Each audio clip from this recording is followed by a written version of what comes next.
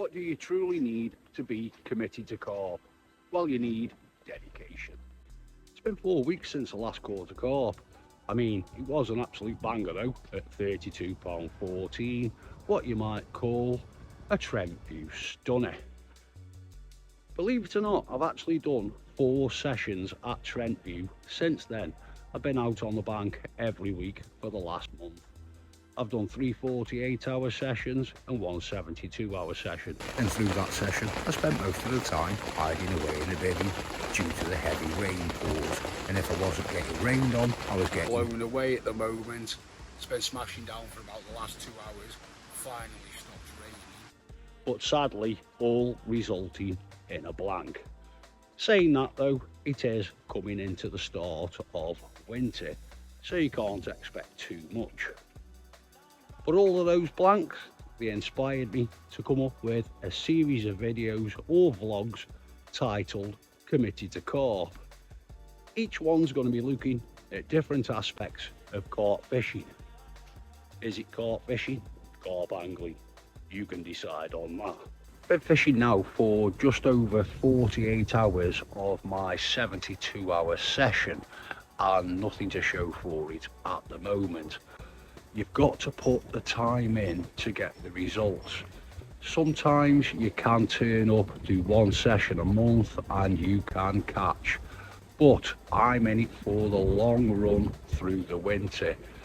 Got a winter ticket for Trent View and I'm maximising that ticket. If you totaled up all of the individual sessions that I've done since February of 2024 till what that would be the 1st of November, yeah, it equates to quite a bit of money. So the cost of the winter ticket over the last few sessions over this month, December, I have already had my money's worth out of the winter ticket and planning to continue fishing down at Trent View through the rest of the winter. Hence the little mini series Committed to Carp. Let's take a look at what mix I'm using on this session, or I have been using. Isn't really much, just smashed up a few pallets, all different sizes in the crusher. I had a jar of CC Moore liquid sweet corn laying around, knocking about on the shelf, and 2 pints of red maggots. So this is what we're going to do with it. Add all of that lovely liquid sweet corn into them pallets like that. That might seem quite a lot, but it will soak up into the pallets. That's that in there, the liquid sweet corn. And then we're just gonna whack in a good couple of handfuls of the red maggots. It's truffle barking because you can hear me talking. Hush hush truff. Now, suffocated the maggots down and put them in the fridge for a couple of days. This stops them from moving around so much. See, doesn't kill them, just slows them down. As the session progresses, they will come back to life and start moving around a little bit more. Don't know why I'm picking these up, the birds can eat them. There's loads of robins around. Anyway, get your hand in there and mix all of that up like this. Take that leaf out. The leaf. There we go. Just mix up. Where do all these leaves come from? It is winter. Guess they're all falling off the trees. That'd be where they're coming from. Self-explanatory, innit? But there we go. All crushed up pallets now, coated with the liquid sweet corn. Make sure it's all coated, get right into the corners, get the smaller particle bits out, and there we go. That is basically going to be the mix for this session. It actually smells really nice. I should mention that I've got a pint of casters as well. Now I'm not putting them straight into the mix start off with, because once you open the bag and all of the air starts getting to them, they do start drying out and changing, and when you put them in the lake they start floating, and we don't want them float, we want them stay down on the lake bed.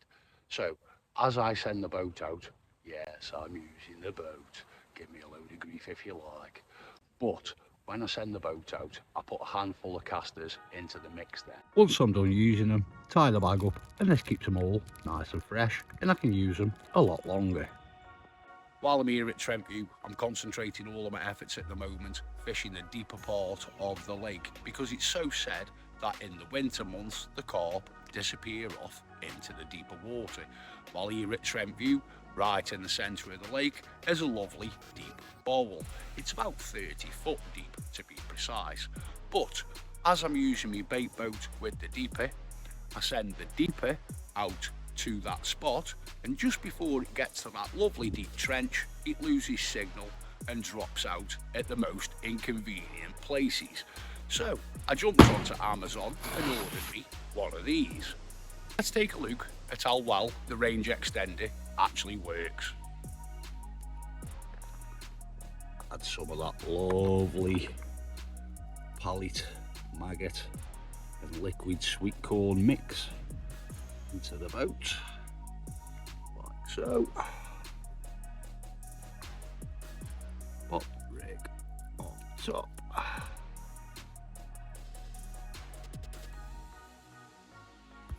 Like that. Not forgetting your handful of casters.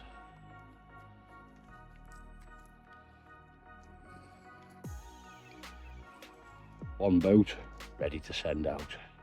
I've added the rest of the casters into the mix because I'm going to be using that now throughout the next few hours.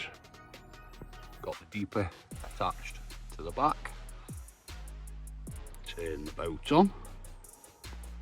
Turn the handset on. Turn the range extender on. You get two lights flashing.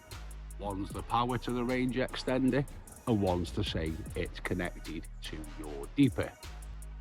Put the bait boat in the water. Go onto your mobile phone settings, and the first thing that you need to turn off is your mobile data. The deeper works better if that's switched off. Go onto your Wi-Fi and turn that on. Instead of connecting to the deeper, connect to the deeper range extender. Exit the settings menu and open the Fish Deeper app. Once you've done this, it'll start connecting. The next step is just select that you're using a bait boat. And now your range extenders all set up and ready to go. The two flashing lights are now solid green. Is the range extender going to be a valuable piece of kit in the future for me use? It should increase the range on the deeper to over 230 yards. Now I don't think I'll ever be sending the boat that far, but let's give it a really good test.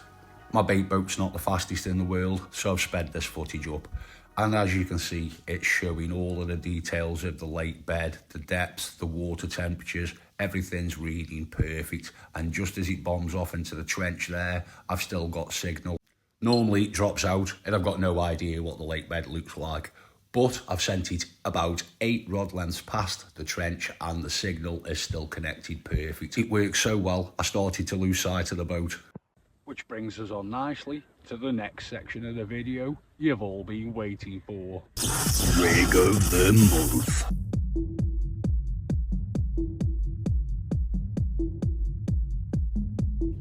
Rig of the month, the Ronnie rig. Besides a standard hair rig, the Ronnie rig is probably the most used rig in carp fishing to date. It's a very versatile rig. You can use it with a bottom bait, with wafters, or with a pop-up. If you're using it with pop-ups, don't forget to add the little bit of rig putty onto the crimp. However you use this, adding maggots also makes it highly attractive to the carp. A great rig to use through the winter if you're fishing with singles, just flicking a rig around, trying to locate those carp. The Ronnie rig. Rig of the month. Left rod just gone off. Had a run and can only say it's come off when the line somehow wrapped around that lovely big chunk of floating tree there. I guess that came off in the wind at some point through whenever that was, and the Carp found it, got underneath it, and yeah, the hook's pulled. So that brings me on to another topic I'm going to talk about. Here at Trent, they do allow you to use micro barbed hooks. I'm using barbless, and that's probably why I've just lost that one to that little floaty snag. I know for sure that a micro barbed would not have done that. Comment below whether you like using micro barbed or barbless, what are your thoughts on them. But at this moment in time, I'm going to swap over to micro barbed. Runs in winter can be few and far in between, and to lose a carp, I'm absolutely gutted. But anyway, I'm going to get my tea on. Unlike last winter where I was living on bacon and egg baps and a lot of junk food, I've prepared myself some steak potatoes and veg. But it's that nice. Truffle obviously wants some of it. And yes, I do love it a bit, so I've put some steak potatoes and veg in a bowl for it. And yeah, I don't think that's going to be around for too long before she's scoffed a lot. No doubt later, when she's in the sleeping bag, I'll have to face the consequences. As it's Christmas, I've decided to put up a few decorations. Some lights around the bivvy, make it a little bit festive. I've also brought the two-man bivvy with me on this session because there's loads of space inside. And in winter, it is all about comfort. I do like to be comfy, and yeah, there's plenty space, even enough to put up a Christmas tree. And it's really got me in a good mood. Now hopefully I'm not on Santa's naughty list and he'll give me a present. A carp for Christmas would be nice. I'm gonna go for wee wees and poos. Go.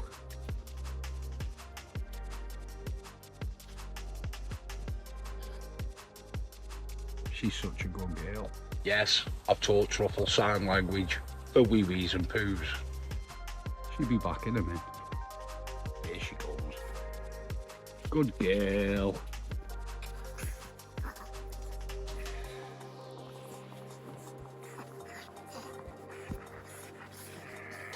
If you're going to come carp fishing through the winter months, you might want to bring the right winter clothing with you, because being cold on the bank means you're uncomfortable on the bank and you don't enjoy yourself.